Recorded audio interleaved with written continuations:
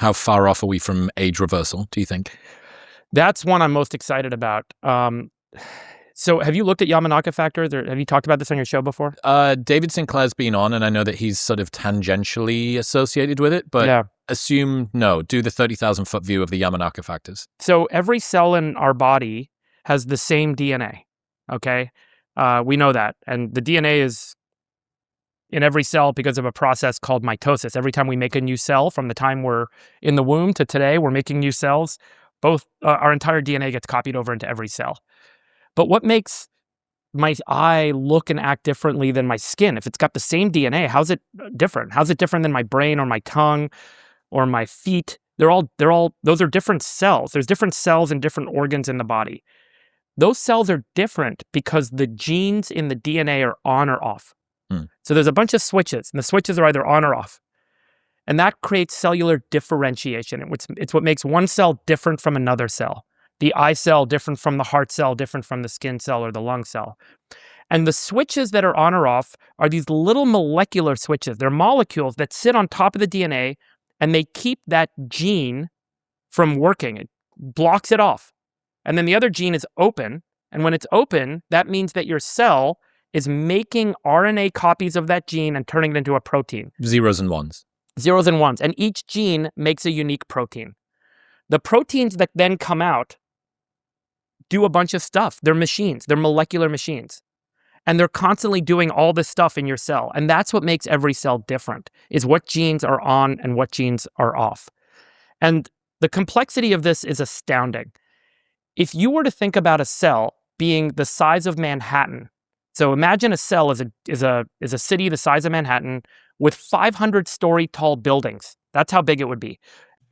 The way he explains epigenetics is incredible. Your DNA is the same in every cell. It's which genes are switched on or off that make your eye cell different from your heart cell. And aging is basically those genes getting switched over time and scrambled. And every person is a protein.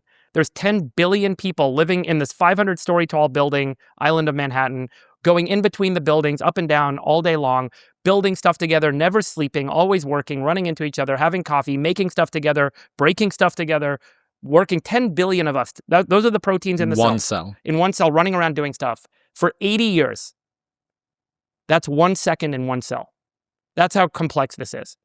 So the proteins that are on or off matter a lot. And then they make stuff. So that's why the eye cell does totally different stuff than the brain cell or the heart cell. As we get older, this is the current science on this. It looks like what happens is we have DNA breaks. DNA gets damaged from radiation and sunlight and bad eating and alcohol and all the other shit.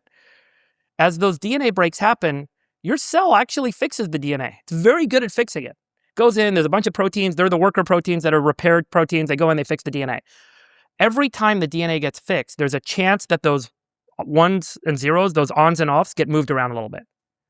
And as they get moved around over time, they get moved to the wrong place. So what ends up happening over time is that the wrong genes get turned on and the right genes can get turned off in a cell. And then that cell stops working right. The eye cell stops doing what it's supposed to be doing. The heart cell stops getting the right electrical cascade to flow through the other cells. All of the cells, the skin cell becomes a little wrinkled. And eventually, if enough of those cells have those epigenetic, is what it's called, epigenetic errors, you start getting wrinkles, your heart stops beating as well, you go blind, all these sorts of things happen with aging. It looks like the root of all disease may be aging. And aging is a disease. So it is a disease rooted in the fact that the epigenetic factors, these little molecules, move around in the wrong place. That's what we discovered is basically aging. In 2006, a guy named Shinya Yamanaka found that he could take 4 proteins and put them on a cell.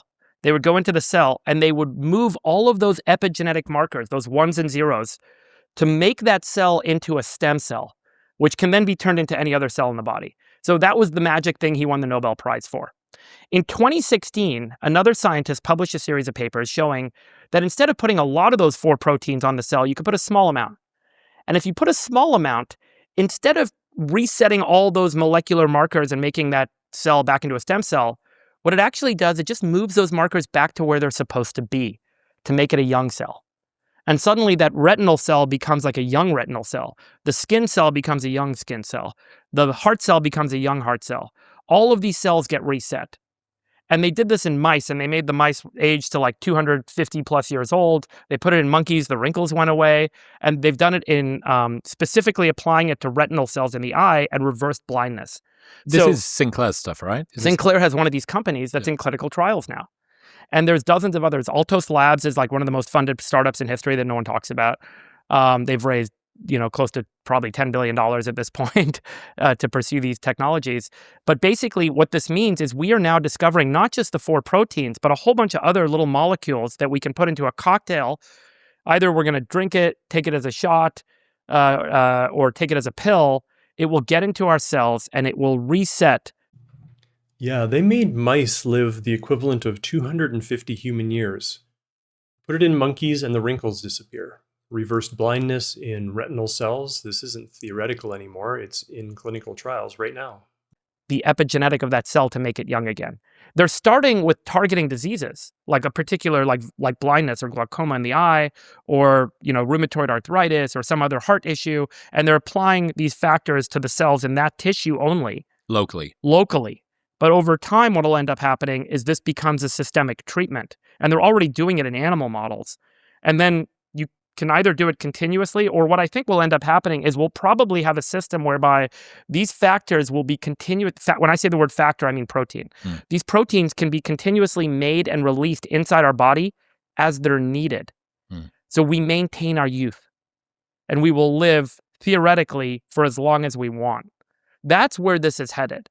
And the technology shows now that we can do this in animals. We can redose them, and keep them young. Has it been done systemically yet? Yeah. You mentioned this is the mouse model where they made these mice the equivalent of like having someone live like 200 plus years old. And this is like so early. They haven't even optimized the molecules. They haven't optimized how you deliver the molecules. They haven't optimized the dosing. They haven't optimized the method of the dose. Like there's all these techniques that are going to be developed on top of this. For every 1 year we can extend average human lifespan, we're adding tens of trillions of dollars to GDP, right? So this is also another big economic driver. But it's not just how long people live, it's how healthy they are and how energetic they are and how happy they can be. And they can now go out and not feel all the pain and have the disease. Theoretically, this can lead to a reversal in rates of cancer proliferation, or reversal in diabetes, or reversal in many of these other diseases that are fundamentally rooted in this kind of failure of your epigenome. The markers that turn your genes on and off. So this is a technology category that I think is one of these other things that you can kind of think about the compounding effect. Free energy, right? Like AI, automation, and infinite labor for people to do all the things they want to do, and potentially living forever. I mean, you start to think about how these all kind of compound. That's why I'm excited about the future. Like these very quickly become these sort of compounding effects that drive us into a happier tomorrow. And then again, it becomes a question of abundance. How do you want to spend your time?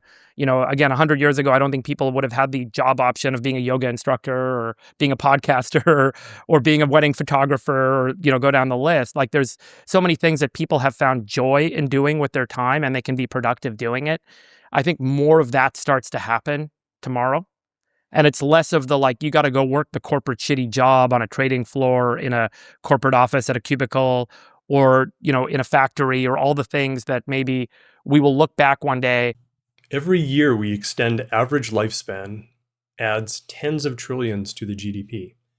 This isn't just about vanity or living forever. It's potentially the biggest economic driver in human history. And the number one thing you can do right now, exercise. That's actually what resets your epigenome. And say, hey, that was kind of limiting human potential.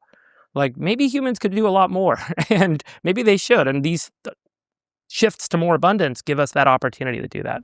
A quick aside, look, sleep matters, but let's be real, most nights you're probably not getting the sort of sleep that's actually restorative. 8 Sleep Pod 5 fixes that. It's a smart cover that you throw over the top of your mattress that actively cools or heats each side of the bed up to 20 degrees. They've even added a temperature regulating duvet and pillowcase so you and your partner can sleep at your preferred temperatures, covered head to toe like some temperature controlled mummy. Plus, it's got upgraded sensors that run health checks checks when you're asleep, tracking things like abnormal heartbeats and breathing issues and sudden HRV changes. There's a built-in speaker for white noise. The autopilot feature learns your sleep patterns, makes real-time adjustments to improve your sleep. It even detects when you're snoring and lifts your head a few inches to help you breathe better. That is why 8 Sleep is clinically proven to add up to an hour of quality sleep per night. And best of all, they have a 30-day sleep trial, so you can buy it and sleep on it for 29 nights. And if you don't like it, they will just give you your money back.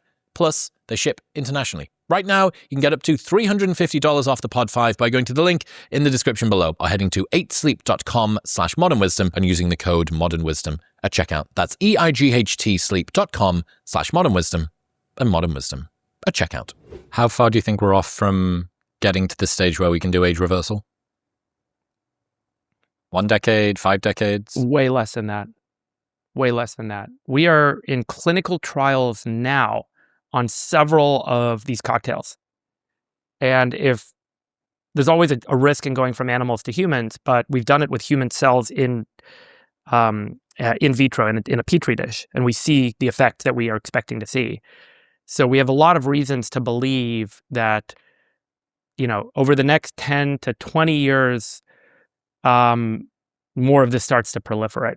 You've heard Peter Diamandis' idea of longevity escape velocity, right? That you need to stick about every year that you live means that you're going to live a little bit longer. But that when you cross a particular threshold, you just need to stick about until this happens, essentially, or whatever the equivalent is, whatever the technology is. Yeah. It allows you to extend lifespan indefinitely. I think it's fair.